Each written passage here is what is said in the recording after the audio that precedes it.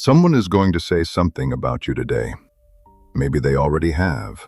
A comment, a look, a message you weren't supposed to see. Something your boss said that you're still replaying at 2 a.m. Something a stranger typed behind a screen that somehow got under your skin and stayed there for days. And here's the part that no one talks about. The words didn't actually hurt you. You hurt yourself with the words. You picked them up, carried them home, took them to bed, woke up with them. You gave them a room inside your head, rent-free, and let them redecorate. What if you didn't have to do that? What if someone could spit, literally spit, directly into your face in front of hundreds of people, and you could wipe it off, look them in the eye, and smile? Not because you were suppressing rage, not because you were numb, but because you genuinely, completely, had nothing in you that the spit could reach. That man existed. His name was Cato. And what he did in a Roman courtroom 2,000 years ago is the most precise lesson in psychological freedom you will ever hear. An insult is only a weapon if you hand someone the ammunition. This is his story.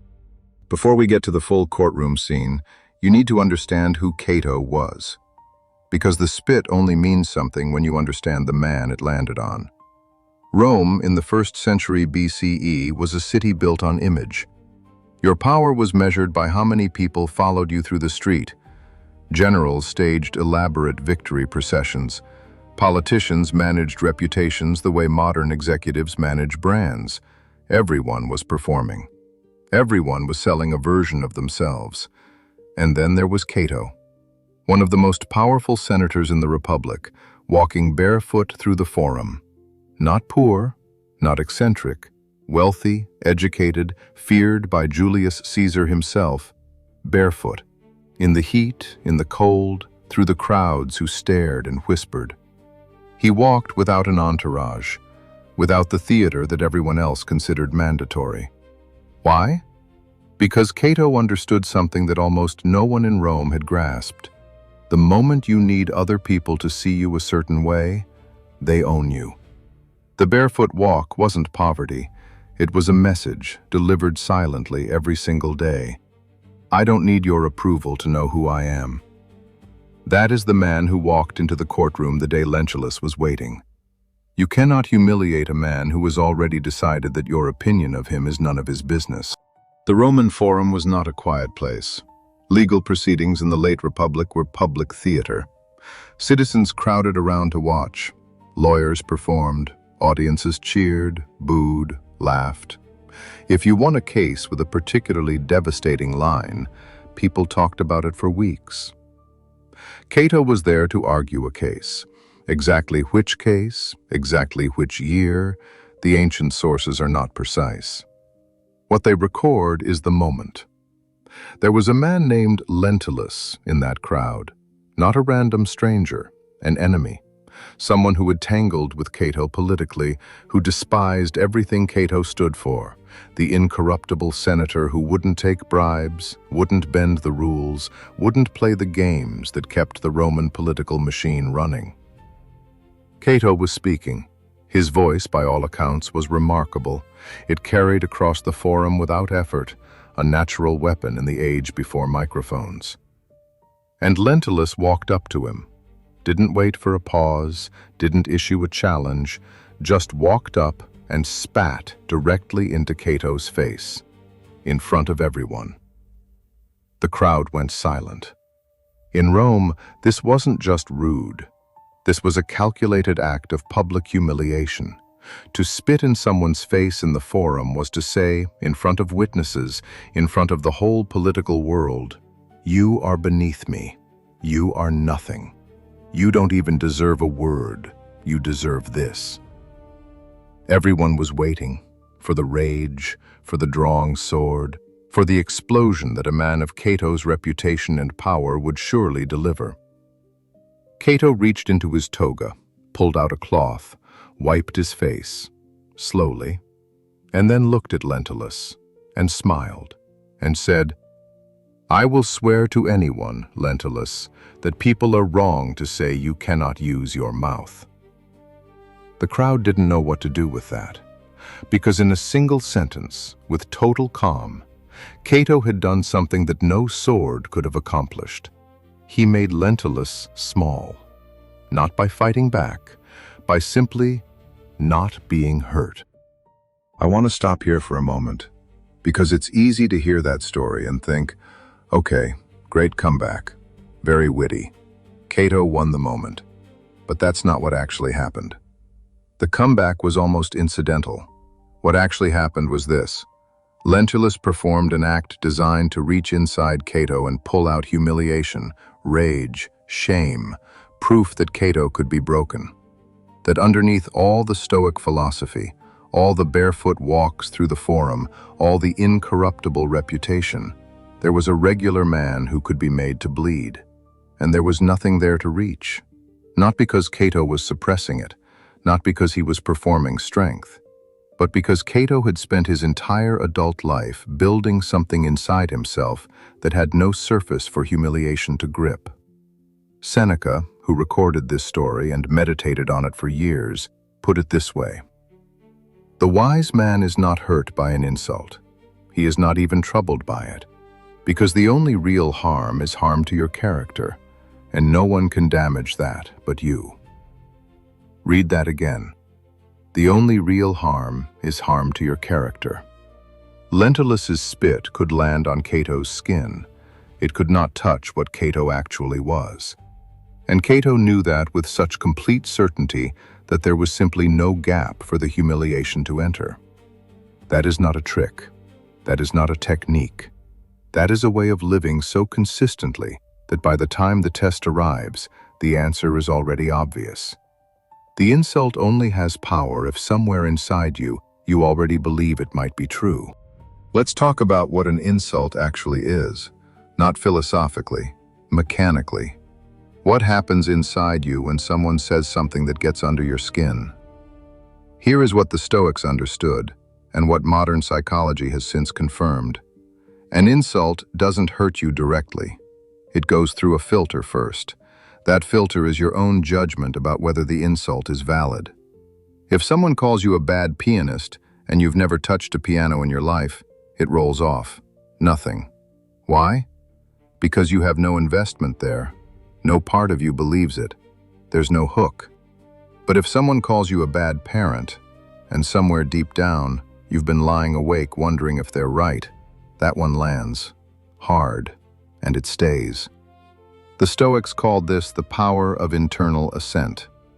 You don't just passively receive the world, you actively respond to it, with agreement or disagreement. And when something hurts you, it's because some part of you said, "Yes, this is valid, I accept this." Epictetus, who knew more about being stripped of dignity than almost anyone, having spent years enslaved, said it plainly. Men are disturbed not by the things which happen, but by the opinions about the things. The spit on your face is just water and biology. The story you tell yourself about what it means, that's the weapon. Cato had no story that Lentulus could exploit. He knew who he was, completely, with no gaps. And when there are no gaps, there's nothing for the insult to grab onto. Now I want to talk about something the Stoics noticed that almost nobody else is willing to say out loud. When someone insults you, really attacks you, with venom, with cruelty, with the specific energy of someone who wants to make you feel small, what does that tell you about them? Think about it honestly. A person who is genuinely content, genuinely secure, genuinely at peace, does not need to spit in anyone's face. The person who leaves the cruel comment at midnight, the boss who humiliates a subordinate in front of the team, the friend who says the thing that cuts exactly where you're most vulnerable. These are not powerful people expressing power. These are people in pain, reaching for power, and the only place they can find it is by making someone else smaller. Lentulus spat because Cato had something Lentulus couldn't touch and couldn't buy. An identity that didn't depend on anyone else's validation. That infuriated him. Epictetus said, "If a fool disagrees with you, be relieved. If anything, you should be more concerned when a fool agrees with you. Think about who is attacking you. Think about what their attack reveals about them. And then ask yourself honestly, why are you giving this person specifically, the power to define how you feel about yourself? The loudest insult in the room is almost always the most frightened person in the room. Here's the part of Cato's story that gets skipped over in most retellings. The courtroom moment, the spit, the cloth, the smile. That took maybe 30 seconds. What it took to arrive at that 30 seconds was a lifetime. Cato didn't wake up one day and decide to be psychologically bulletproof. He built it, deliberately, over decades, through a set of practices so consistent that they became who he was. He slept on the ground with his troops, not in a general's tent. When his men had no water, he didn't drink. When his men marched, he walked beside them rather than ride. This wasn't theater, it was training. Every time he chose discomfort deliberately, he was doing something precise. He was proving to himself that his well-being didn't depend on comfort, that he could survive without the soft things, that if everything external was stripped away, the title, the toga, the reputation, the water, he would still be Cato.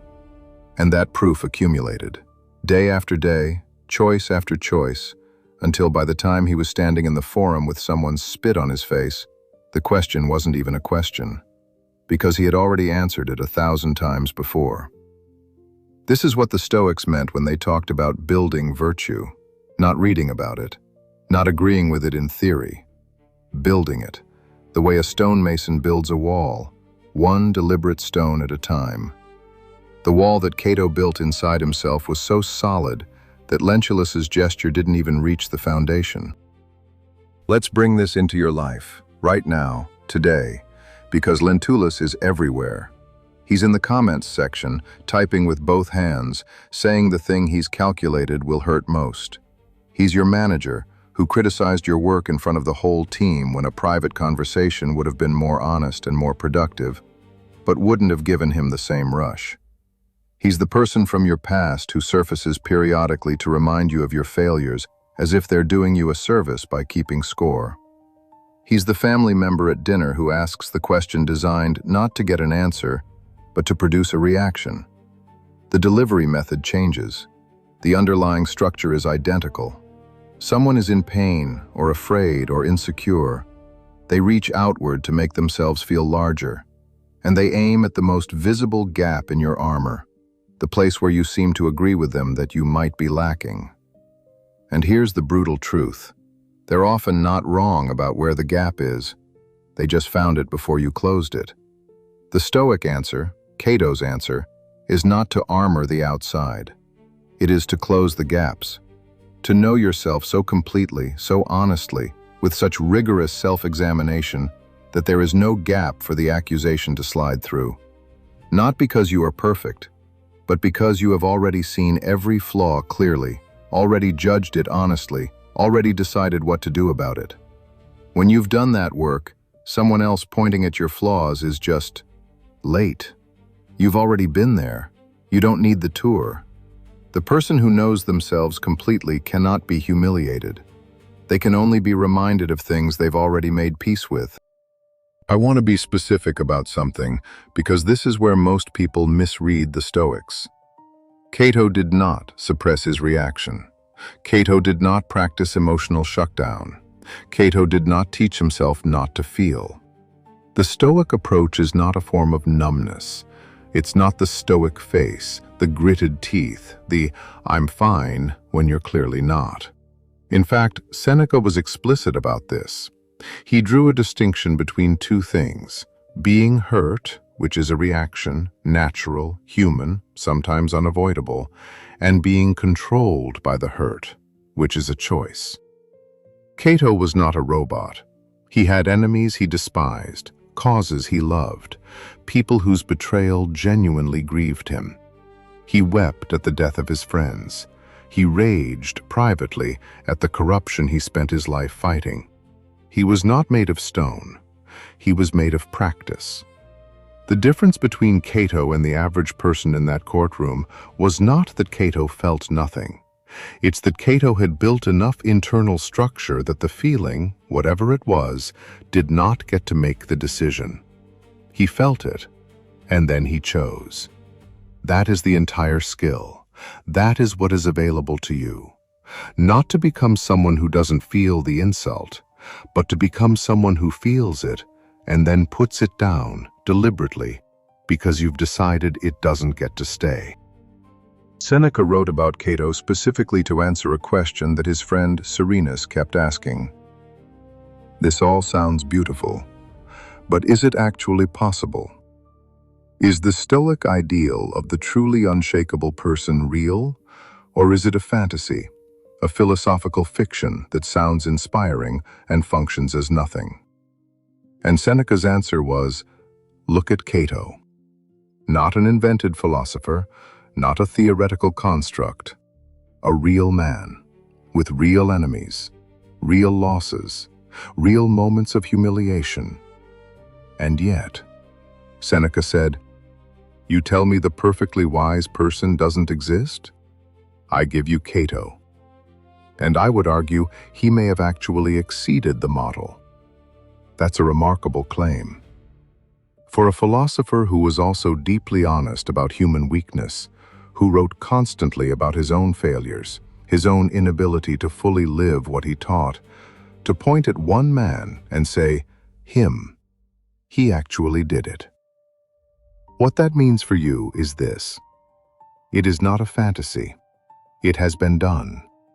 It is not easy. It is not fast. It is not comfortable. But there is a real human being on the historical record who built himself into something that a public act of contempt could not reach. Which means the architecture exists. Which means you can study it. Which means you can build it. It was done once. That means it can be done. The only question is whether you're willing to do the work before the courtroom moment arrives. I'm not going to give you a list of affirmations. I'm going to give you 3 actual practices, the things Cato actually did, translated into something you can use today. Not next year. Today. The first is voluntary discomfort. Cato walked barefoot, not because he enjoyed the cold. He did it because each time he chose discomfort deliberately, he proved to himself that his peace of mind didn't depend on comfort. He was expanding the gap between what happened to him and what it meant. You don't need to walk barefoot, but you can. Skip the thing you reach for automatically when you're stressed. Sit with the discomfort of an unanswered message instead of checking obsessively. Do the hard conversation instead of the comfortable silence. Every deliberate discomfort is a stone in the wall. The second is, examine your gaps before someone else finds them. This is the most important one. Sit with yourself honestly, not in the way of self-criticism, but in the way of a clear-eyed inventory. Where do you feel most vulnerable to other people's words? What accusation would land hardest? Find those places yourself. Look at them. Decide what's true, what isn't, and what you're going to do about it. Because the person who has already walked through their own darkness cannot be led there by someone else. The third is, ask who is talking. The next time someone's words get under your skin, stop before you respond. Ask honestly, who is this person? What are they afraid of? What pain in them is producing this attack? What does it reveal about them that they chose this specifically in this moment, aimed at this target? You don't have to say any of this out loud, but the moment you ask it, the geography changes. You step out of the target position, and you see the whole picture. And what felt like a wound starts to feel like information. I want to come back to the courtroom one last time, because there's something in that story that doesn't get said. Lentulus thought he was degrading Cato. What he actually did was give Cato one of the most complete demonstrations possible of everything Cato believed. Because Cato walked out of that courtroom having proved something, not to Rome, not to the crowd, not even to Lentulus. to himself. All the years of the barefoot walks, the sleeping on the ground, the choosing of discomfort, the building, stone by stone, of something inside that didn't need external validation to stand. All of it culminated in 30 seconds. And in those 30 seconds, Cato found out with absolute certainty that it had worked. That is not a small thing. That is the thing you spend a life working toward. The moment when the test arrives and you discover that the person you've been building is actually there. Lentulus gave Cato that, and Cato knew it. Which is why the smile wasn't performance. It was genuine. Cato died in 46 BCE in a city in North Africa called Utica.